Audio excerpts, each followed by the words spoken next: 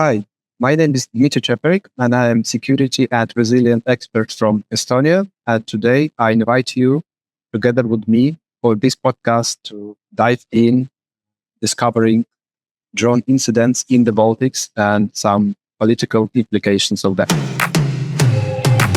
Welcome to the Visegrad Insight podcast. We bring you global experts on the future of democracy, security, and economy.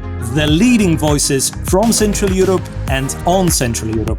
Hosted by editors of Visegrad Insight. Powered by Publica Foundation from Warsaw, Poland. It's Tuesday, 26th of May 2026, and I am joined by Dmitri Teperik, a Resilient Futures Fellow at Visegrad Insight, who is running amazing projects related to resilience, civil society resilience, and preparedness across three Baltic states and more, with impact on Europe. That's why Dmitry is a member of the fellowship that builds exactly the experiences from the front line for bettering resilience across all of Europe. Welcome to the show, Dmitry. Good afternoon, and thank you, Wojciech, for inviting me today. I'll go straight to the point. There is a lot of interest. All eyes are really on what's happening in the Baltics. Drone incursions, political fallout, even evacuations of political leaderships in one of the capitals when a drone attack was imminent. Are stories that are being brought nearly daily, and definitely every week we hear about it. So I wanted to ask you about the political fallout, which we have seen already in Latvia. The government has folded. First, it was a Minister of Defence, Andris Sprūds, who once claimed that they are prepared, that Latvia is doing things that will prevent or at least allow monitoring of the drone incursions. And then several drones have been entering the space of Latvia, hitting some bringing less damage than in Ukraine, but still hitting on the ground in the country. And he had to step down. The whole government followed. Is that something we want to observe more closely and see that there is something behind other than drones? Or do you believe that the security situation and the developments related to the drone attacks are really something that impact so heavily the political situation in Latvia, in Estonia, or in Lithuania? Right. The issue here is, of course, that drone attacks as a threat is nothing new for the Baltic states as such. But I guess the political reaction is quite, I would say, immature. And let's say a drone which costs a few $1,000, and then in Latvia it hit basically empty tanks, which is obviously not a normal situation, but still, let's say, no big damage. But all the situation brought down a government in the EU and a major country. And the reason for that is, again, I would say, kind of premature reactions of the political parties before the election period. Latvia already entered, as we know that they are going to have elections in October, and it created a kind of situation where populist parties in Latvia trying to utilize this drone case for their advantage. So in terms of military, I would say, again, it's nothing new how you react to different threats from the skies. But for politicians, I think it's a kind of hopefully not long way to learn, but still they are in the phase to adapt and to learn how to react to these attacks. And the situations in Estonia, of course, is a bit different than in Latvia, although my country will also have elections in March next year. So you might have, let's say, another round or cycle of strange or incompetent reactions to the drone attacks. Okay, but you seem to ascribe the incompetent reactions primarily to the political elites, political class, both the mainstream that have been in the government, specifically in Latvia, but also who can benefit are the populists who, they seem not to care about any responsibility, at least until they might win elections. Now, I wanted to turn the attention and also ask your opinion, maybe also your experience or research about where's the society and where are the citizens on the ground. How would you say this is perceived? Because the politics, of course, is happening in front of the eyes of the voters, and the societal anxieties or lack of that. If I look at Estonia, I see a formidable stoicism of certain nature, and despite the threat that is so close, maybe societies have a magic formula, and the politicians indeed behave immaturely because societies are much more mature in the face of these threats. Well, in our case, I think it's rather wishful thinking, although I tend to agree with you about the kind of real preparedness of communities in my country. Nevertheless, it depends on the regions. Well, I joined the podcast now from Narva, basically on the Russian border. And people here in this region, I would say, are the most affected by the drone threats, but not only. There are also other, let's say, disinformation campaigns and psychological intimidation tactics employed by Russia against particularly this region. But people are not panicking. I mean, they do understand that a neighboring country became too aggressive. It's kind of nature of Russia. I would say the only complaint of people here and in general in Estonia about the drone threats is crisis communication alerts. But this is again something new, a system created by the military forces together with the rescue department has been tested and then improved. And recent drone incidents helped to advance it and improve it further. So when there are complaints that some messages or some alerts were delayed or they were inappropriately distributed over all country, let's say people on the islands also received them, although of course the drone threat was mostly in the eastern part of country. So this kind of learning by doing helped to improve the system. So the next time it will be, of course, much more effective in this case. So I think, on the tactical and operational level here, everything works as smoothly as possible at this moment. Of course, the public confidence was quite high when the NATO jet fighter also took a drone down. And obviously it was, I would say, quite strong political decision to protect our skies.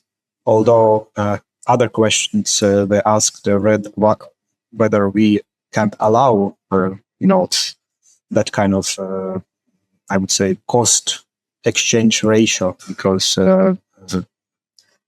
shooting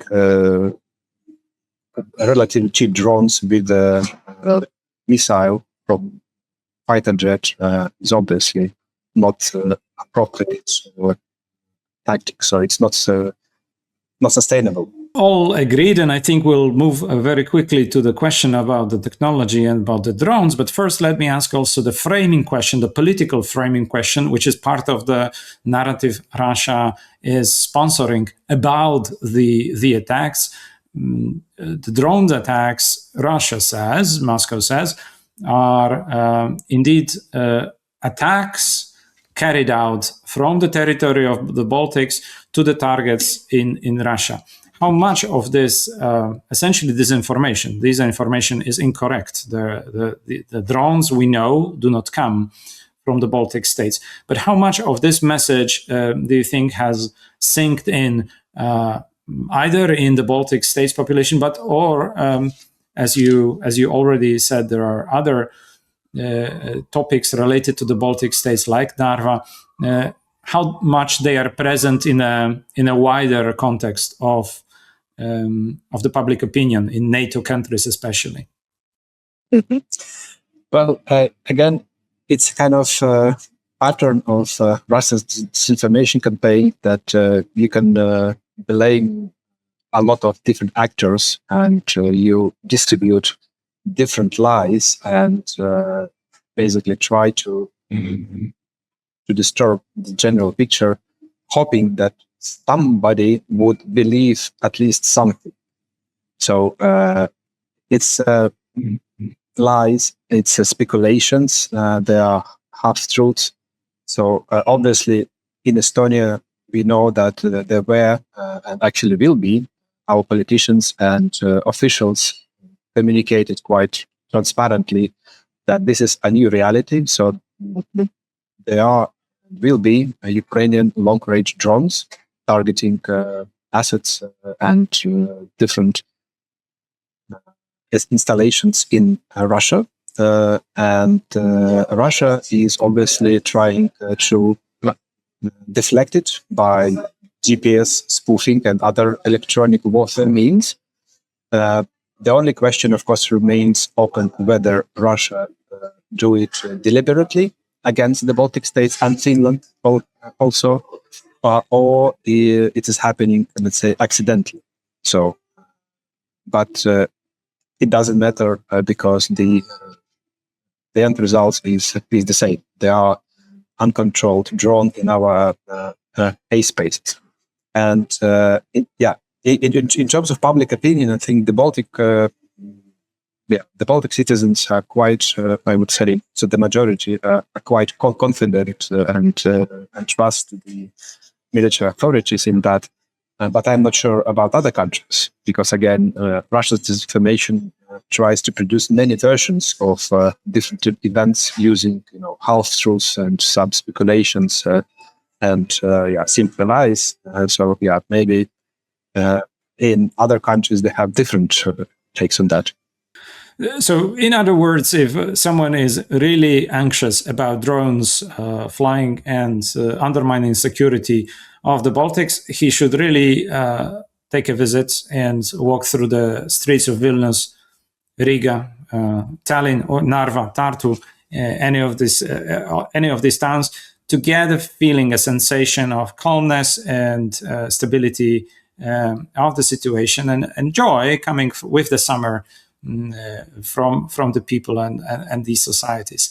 I'm summarizing this part on the political and social impact, but you already alluded to the question of technological or evidence, material evidence that helps us understand what exactly do we know about those drones. Who is sending them? Are they definitely Ukrainian long-range strike drones? So where is the evidence collected, how it is presented? Tell us, walk us through, please. Mm-hmm. Well, at this moment, all evidence indicates that they were Ukrainian long-range drones, with a few exceptions of the drone which came into the Lithuanian airspace from Belarus. That was a special case, and that was basically a Russian drone called Gerbera. As we know, it's happened in July last year, July 25. But the recent drones in Latvia, Estonia, and Finland, they were, diverted Ukrainian drones. Still, the question remains open. Is it just a byproduct of defensive electronic warfare used by Russia? or it's, let's say, proactively steering the drones into NATO airspace with the, let's say, impact, some political effects, as we saw, let's say, in Latvia. So the question, of course, is not about the technology and the military response, but also the political measures, either nationally or within NATO allies. Because now we have the discussion what kind of rules of engagement should we apply, because legally and officially we still live in the, let's say, peacetime. There is no emergency situation declared. There is no wartime. So everything what is happening should be done according to the law of peacetime reaction. Is it appropriate? Is it not? This is again something which now being debated not just by the politicians but also by the experts and military officials here in the Baltics. But as these debates go, I wonder how much of trust in intelligence exchange there is. What are the intelligence gaps that remain when it comes, to exchange between Baltics, NATO, and Ukraine? There is obviously something going wrong if certain drones pass through or the alerts are not coming through. So where are the gaps and what is being done to stop them? Well, the biggest gap actually is the information exchange with our Ukrainian friends. The Baltic services obviously exchange as much information as possible, and it's based on the, I would say, long-established tradition of the Baltic military cooperation, even before the countries joined EU and NATO.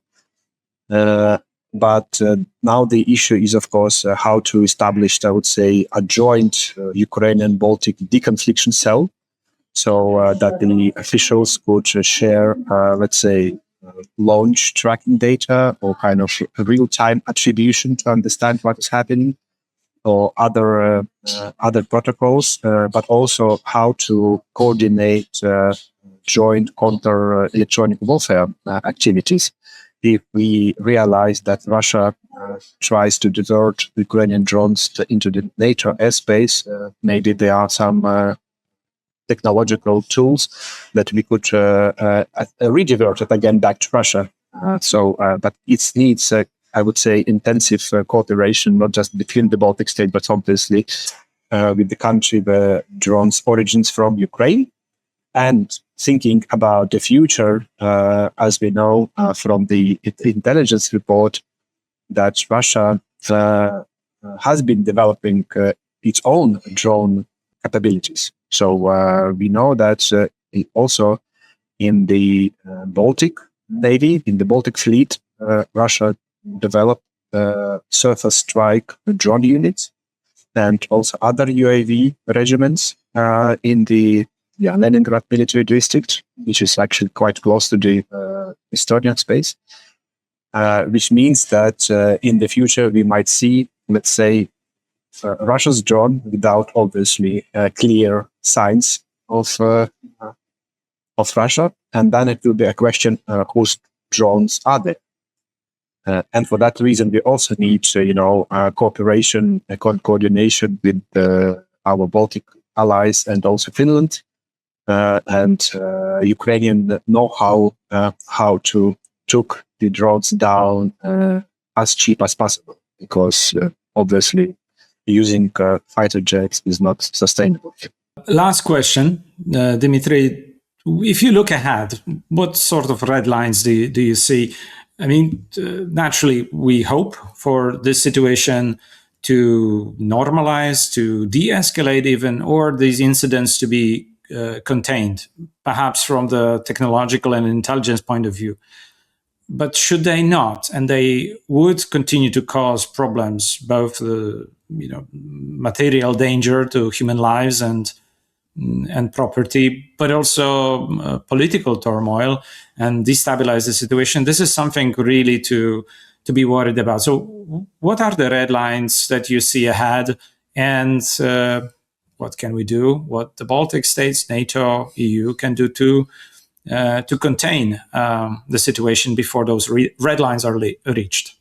Well, exactly. I would say the defense investments are crucial here. So we are talking about the initiative called the Baltic Drone Wall, which includes sensors and interceptor contracts, everything together. So as integrated system, and it's not a national one. It should be really working in the Baltic states and maybe again coordinated with the Finnish colleagues and using the Ukrainian experience.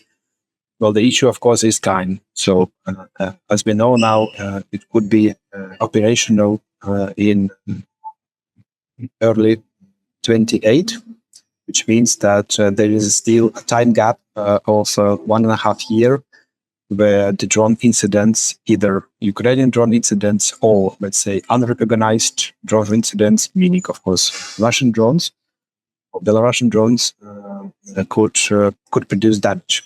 And that's, again, different questions for the public and the politicians, how we communicate it, and how we prepare for that, how we have, let's say, public drills, how we test our alarm system, how we also, let's say, evacuate different facilities, I don't know, hospitals or schools, and so on and so forth. So what I mean shortly, that it's a new reality when the kind of drone wall will be operational. At least 1.5 years is something we should really, I would say, survive without making any kind of drastic or dramatic political decisions.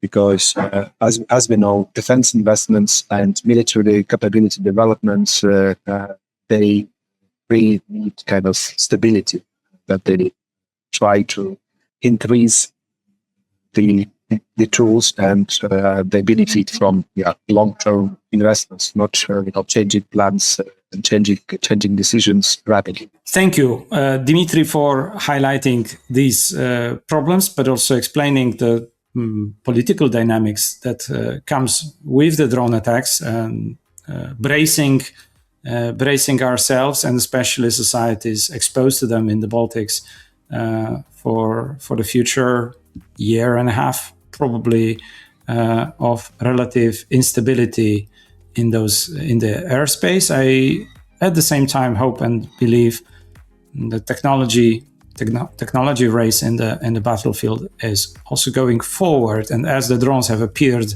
all of a sudden on the skies of the Baltics, they may, due to technological progress and mastering up the difficulties, may also soon disappear, not being diverted as currently they are. So there may be even answers on the side of those of the production in Ukraine, especially that Ukrainians should be paying attention to the stability of the Baltics with the polity and politics of politics.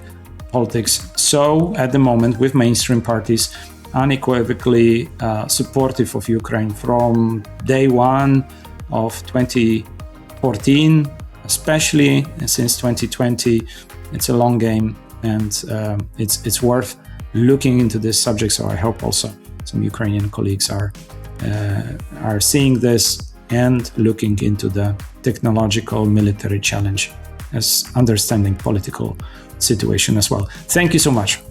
Thank you, Wojciech.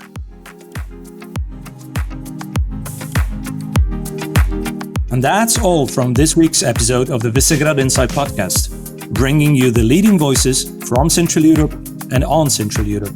Make sure to subscribe, and we'll be in touch next week.